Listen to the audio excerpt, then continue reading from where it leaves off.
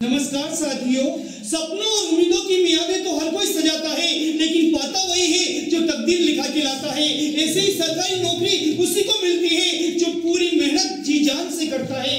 आज हम साइंस के ऐसे प्रश्न कराने वाले हैं जो पिछले 10 वर्षों से किसी न किसी कंपटीशन के पेपर में आ रहे हैं। इनको कभी रीट में पूछा जाता है, कभी कांस्टेबल भर्ती में पूछा जाता है, कभी आरएस में पूछा जाता है, कभी रेलवे में पूछा जाता है और पशु परीक्षण की परीक्षा 26 साल बाद हो रही है। ये प्रश्न उनमें आना आज का बड़ा प्रश्न है, इलेक्ट्रॉन की खोज किस वैज्ञानिक ने की? जैसे हमारी खोज हमारे मम्मी पापा ने की, इलेक्ट्रॉन की खोज की सब जे.जे. थॉमसन ने। इसके लिए मैं एक बहुत बढ़िया लाइन बोलूंगा, ईंट पर नाच। ऐसे नाचने के लिए समतल जगह होनी चाहिए, लेकिन एक शब्द याद रखिए, ईंट पर नाच, ईंट पर नाच। अब इससे हम न केवल इलेक्ट्रॉन की खोज करने वाले का नाम याद कर लेंगे, बल्कि हम ये भी पता कर लेंगे कि प्रोटॉन की खोज किसने की, न्यूट्रॉन की खोज किसने की। देखिए साहब, ईट, ईट, अब टैस से बना है थॉमसन।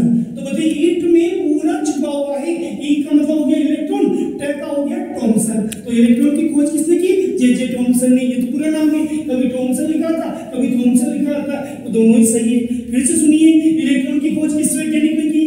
ईट याद रख लो, ई का मतलब इलेक्ट्रॉन, टै का मतलब थॉमसन। आज का दूसरा प्रश्न है, प्रोटॉन की खोज कौन से वैज्ञानिक ने की? एक ही साथ इलेक्ट्रॉन की खोज हम समझ गए, तो प्रोटॉन की अपने आप समझ जाएंगे। हमने क्या बोला, ईंट पर नाच, एक शब्द याद रखना, और ऐसे शब्द बच्चों को सभी को याद भी हो जाते हैं। पर ईंट को हमने निपटा दिया, ई से इलेक्ट्रॉन बन गया, टै से थॉमसन बन गया। इलेक्ट्रॉन की खोज जे.जे. थॉमसन ने की, ये बात में याद रहेगा आपको, क्या आपकी आने वाली पीढ़ी को भी याद रहेगा और आप दूसरों को बताओगे कि कैसे याद करते हैं। तो प्रोटॉन की खोज किसने की? इसमें आप लीजिए बीच वाला शब्द पर, पै का मतलब हो गया प्रोटॉन और रै का मतलब हो गया रदरफोर्ड। तो बताइए, प्रोटॉन की खोज किसने की? रदरफोर्ड ने। क्योंकि इसमें लिख रखा ईट, ईट को हमने निपटा दिया, पै का मतलब हो गया प्रोटॉन, रै का मतलब हो गया रदरफोर्ड।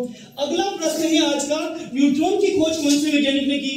तो देखिए, इसमें तीसरा शब्द काम आएगा नाच। नाच का मतलब नया क्या हो गया? न्यूट्रॉन, और छे का मतलब हो गया चेडविक। चेडविक यानी जो हम पहनते हैं वो चेडविक नहीं, यकीन मानिए, छे का मतलब होता है जेम्स चेडविक। तो न्यूट्रॉन की खोज जेम्स चेडविक ने की। अगर आपको एक मिनी सी ट्रिक्स, छोटी सी ट्रिक्स मैंने जो बताई याद रह गई, तो आप दूसरों को बताएंगे और उनको भी मजा आएगा कि वास्तव में ऐसे भी याद होता है। तो ईंट पर नाच याद होने से हमें इलेक्ट्रॉन, प्रोटॉन और न्यूट्रॉन सबकी खोज करने वालों का पता लग गया।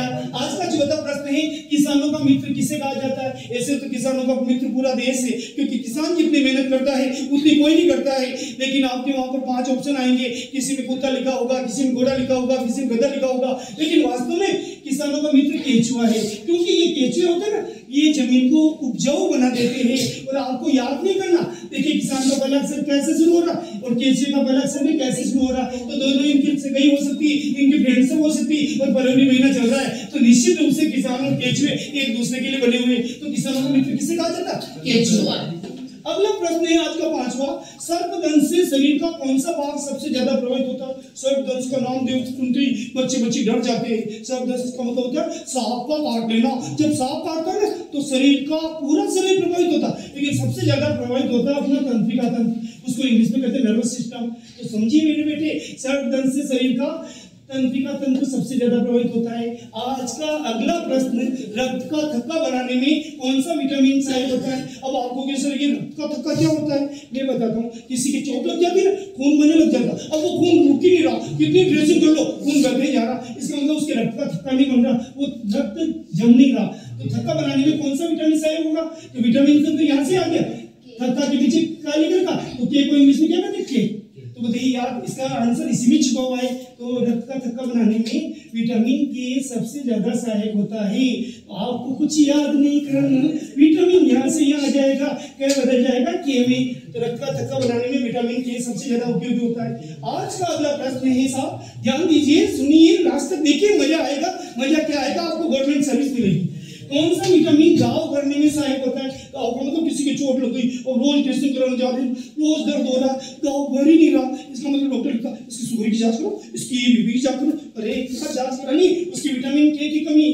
तो जो काम थक्का बनाने का होता है वही काम घाव करने में होता है। इसका मतलब दोनों का आंसर सेम है। जैसे एक लिखा कि जुड़वा बच्चे हो जाते, फिर बाद में बच्चे करने की जरूरत ही नहीं पड़ती, ऐसे दोनों के आंसर सेम हो गया। कौन सा विटामिन घाव करने में सहायक होता है? विटामिन के। अगला प्रश्न है मिश्र धातु का। मिश्र धातु यानी 2 या 2 से अधिक धातु मिल जाती है और नई धातु बना देती है, उसे मिश्र धातु कहते हैं। तो यहाँ पर कुछ बच्चे किसी को चिढ़ाते भी है मिश्र धातु, तो फिर पीतल किसकी मिश्र धातु है? तो पीतल तांबा और जस्ता की मिश्र धातु है। तांबे को कहते हैं कॉपर, कुछ लोग जिंदगी में करते हैं दोपर, और तांबे को कहते हैं कॉपर, जस्ते को कहते हैं जिंक। दोनों मिल करके ही तो पीतल बन जाती है।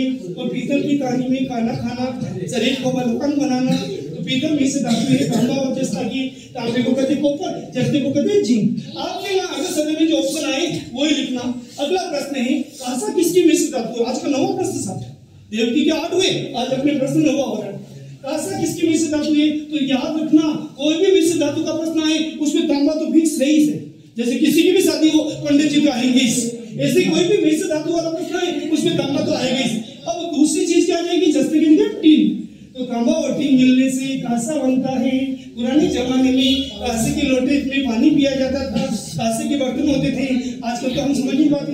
आज का अंतिम प्रश्न है अमीबा में कितनी कोशिकाएं पाई जाएगी? अरे मेरी मम्मी के बाप को अमीबा कहते। अमीबा बहुत छोटा सा जीव है, इतना छोटा कि उसको पकड़ने आए तो कोशिका ही एक उठती है। तो यानी एक कोशिकीय जीव है तो एक कोशिका पाई जाएगी।